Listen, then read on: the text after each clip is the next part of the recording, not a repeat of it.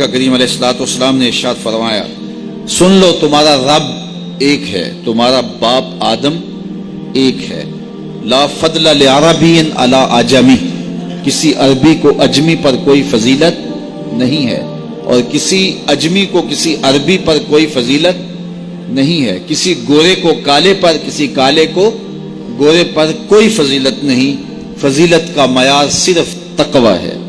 ہمارے آج بھی ہندوانہ رسمیں ختم نہیں ہو رہی، دولت کی تقسیم پر، امیر غریب کی بنیاد پر اس معاشرے میں تقسیم موجود ہے، ہمارے دیہاتوں میں چودھری اور کمی کی بنیاد پر تقسیم موجود ہے، رعایا اور حکمرانوں کی بنیاد پر یہاں تقسیمیں موجود ہیں، لیکن میرے اور آپ کے آقا و مولا نے قیامت تک آنے والی انسانیت کے لیے جو منشور دیا وہ یہ تھا، کسی عربی کو اجمی پر کوئی فضیلت نہیں، کسی اجمی کو عربی پر کوئی فضیلت نہیں، کسی گورے کو کالے پر کوئی فضیلت نہیں، کیونکہ کالے رنگ بھی اللہ نے بنائے ہیں، گورے رنگ بھی اللہ نے بنائے۔ حکیم لقمان رنگ کے کالے تھے اور صورت اچھی نہیں تھی، تو کسی نے ان سے پوچھا کہ آپ اتنے بدصورت کیوں ہیں؟ تو حکیم لقمان نے کیا جواب دیا؟ کہا، آپ شکل میں نقص نکال رہے ہیں یا شکل بنانے والے میں نقص نکال رہے ہیں؟ تو وہ خاموش ہو گیا۔ اللہ اکبر!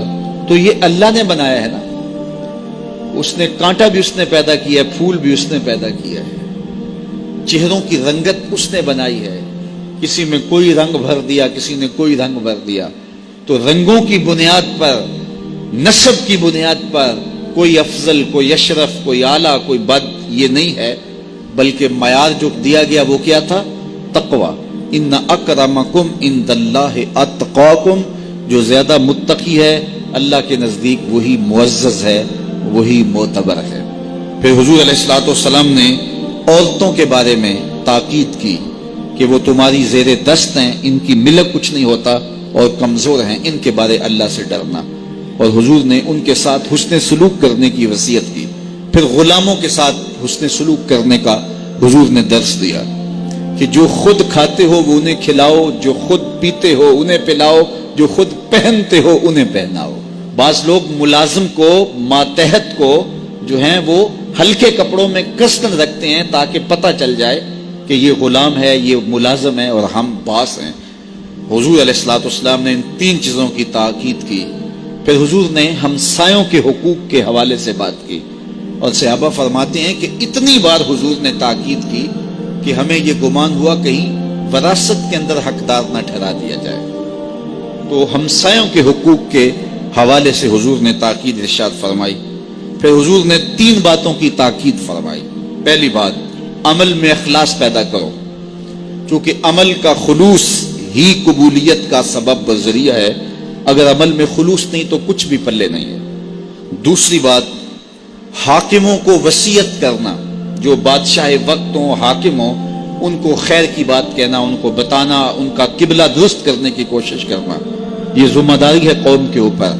تیسری بات کہ حضور نے یہ وصیت فرمائی، لزوم و جماعت المسلمین، مسلمانوں کی جماعت سے الگ نہ ہونا، الگ الگ ٹولیوں میں نہ بٹنا، لابیاں نہ بنانا، گروہ بندیاں نہ کرنا، جماعت کے ساتھ جڑ کے رہنا، فرقہ بندی سے بچنا اور جماعت وحدہ کا ساتھ دینا۔ حضور نے فرمایا، اتبعوا السواد الاعظم فإنہ من شذ شذ فی النار، جو بڑی جماعت ہے، سواد اعظم ہے، ان کے ساتھ رہنا، جو ان سے بچھڑ گیا وہ جہنم میں ڈالا جائے گا۔ در ماہی دا چھوڑی ناہی، نہیں تے ہو جاویں گا روگی، جیڑی بکری اجڑوں وچھڑی او بگیاڑا جوگی۔ اس لیے لزوم و جماعت المسلمین، مسلمانوں کی جماعت کے ساتھ قائم رہنا۔ پھر حضور علیہ الصلوۃ والسلام نے فرمایا، اے امت مسلمہ، میں تمہیں لاوارث نہیں چھوڑ کے جا رہا، میں تمہارے اندر دو بھاری چیزیں چھوڑ کے جا رہا ہوں، اور اگر تم ان کو مضبوطی سے تھام لو گے، میں ضمانت دیتا ہوں تم کبھی بھی گمراہ نہیں ہوگے۔